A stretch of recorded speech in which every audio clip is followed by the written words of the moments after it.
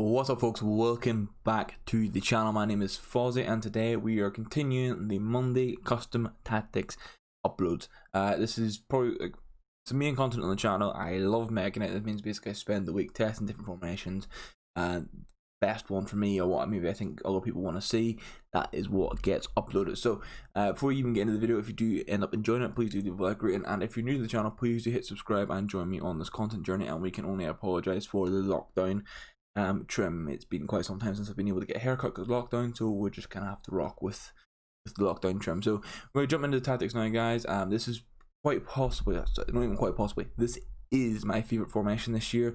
At the end of November, November 30th, I uploaded 5-2-1-2 custom tactics videos, and that's what we're looking at again today, as you can tell by the title. Now, Team of the Year's here, a patch dropped nerfing the likes of stepovers, and on top of this, I'm actually just the webcam over here, boys. And on top of that, people have been saying different formations have been working differently. So I'm going to make a video in the middle of the week discussing all the formations that are sort of being suggested as meta, overpowered, or whatever phrase you want to use for on the patch. Your normal 4-2-3-1, 4-4-2 still works. However, the likes of 5-2-1-2, 3-5-2, 4-3-2-1, and the 4-3-1-2, specifically the 4-3-1-2, I made custom tactics for in the past week or so, and those same tactics still apply for the gameplay is now. So I'll link that down below if you guys want to go watch that. It's probably my second favorite formation, to be honest. That 1-2, that cam and 2 striker setup is just fantastic this year. It works wonders. So here is the 5-2-1-2 tactics. We'll jump right in and show you them all. We played defensive style of press on heavy touch with a 6th width and a 5 depth. In the past, because there's 5 wing backs, I didn't really play with a high width because I didn't want them like that huge spread on my back line. But because you have 2 centre mids, you basically have 2 centre mids, a cam and 2 strikers.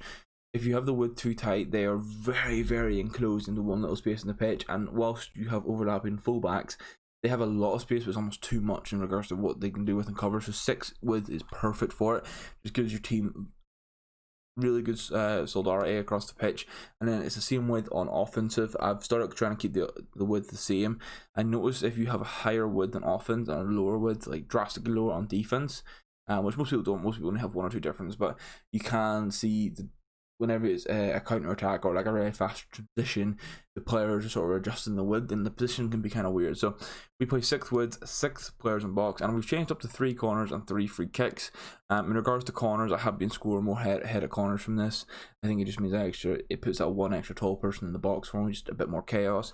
Free kicks, don't really notice much from it, but I feel it's the same as 2. It just means if the ball drops to me, I have more chance of it being favourable and to someone at the feet. So that's all for me to say there, guys. Press and heavy touch long ball is just the way to go for this.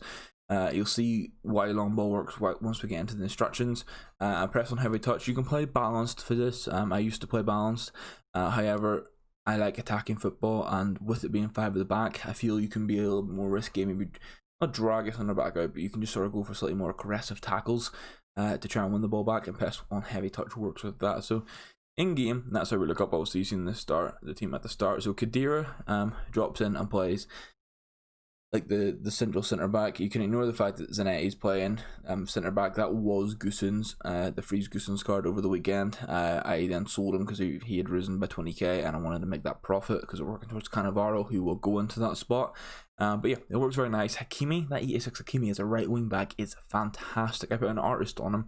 Man, it does some nice boost for him. But we'll get into it. Normal keeper thing, balanced. I'm going to switch them on to comfort crosses and sweeper keeper just to have a test with it when I'm playing these next couple of days.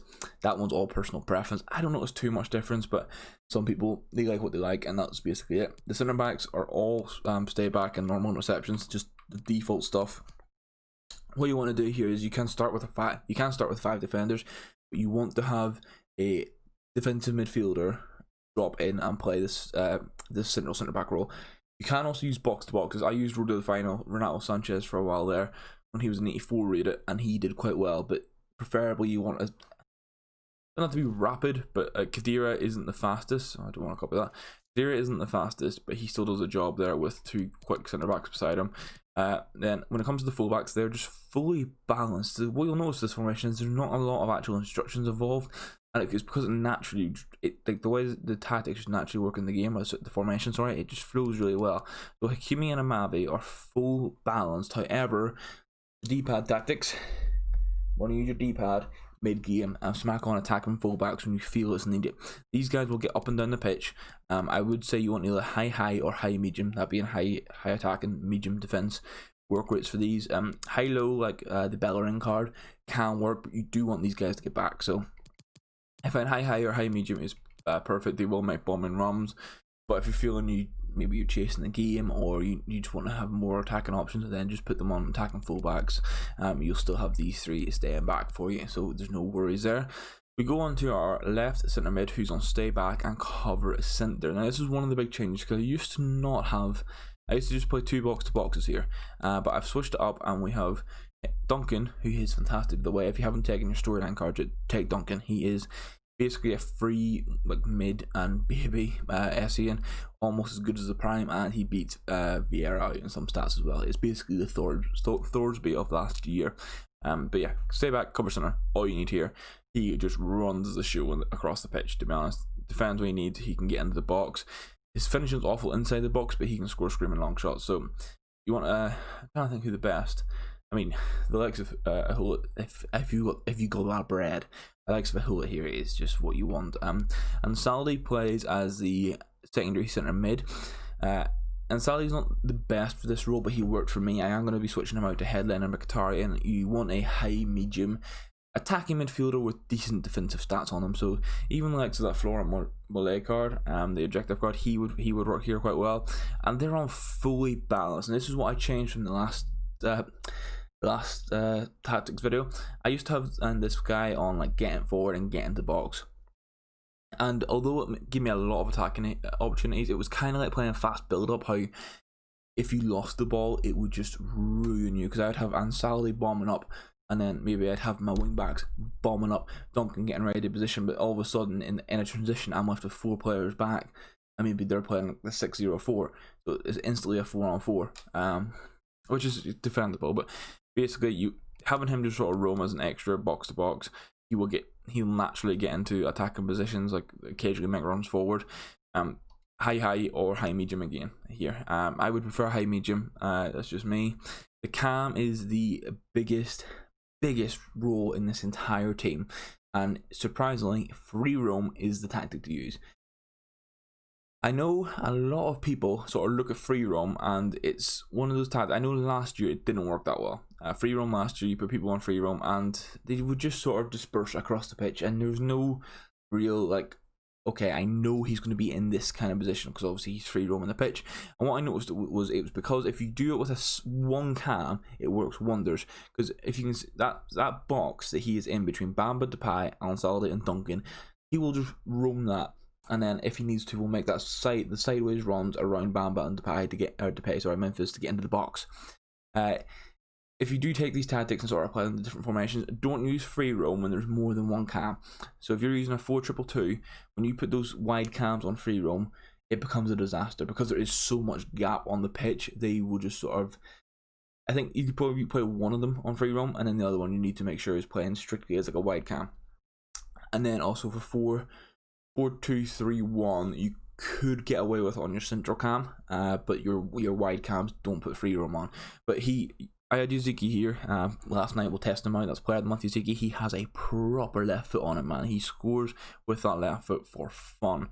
I can't remember. I had Bamba playing here during the weekend league. Now I'll show the Bamba and Depay tactic. So Depay is stay central and stay forward. Depay isn't big, but he's strong. So it's not necessarily having like a Lukaku would work here well, just a strong defender, because he's going to stay forward. He's often going to be in those aerial duels. He's going to be trying to play the ball up for him. He's going to hold it, and then Yaziki, Bamba, and Saldi, wing backs, are all going to make runs for that player. So you want a slightly stronger defender, and then you want your pace merchant here, a striker. So I've been using Bamba player of the month with a Hawk, and he's surprisingly good as a striker, and he's just on getting behind, and that's because he's high, and what this means is he won't come back all the way on defense, but he creates fantastic triangle like link up play with Depay staying forward, Yaziki also won't stay forward, and Bamba making like that run up and down the side of them. It just creates like so much opportunities for me, because he has good pace already and it's just getting behind. what you'll notice, if you had him on stay forward, he'll stay forward, he'll then have to turn and make the run. However, when he's coming, if he's went back slightly on the defense, he's going to be running forward naturally.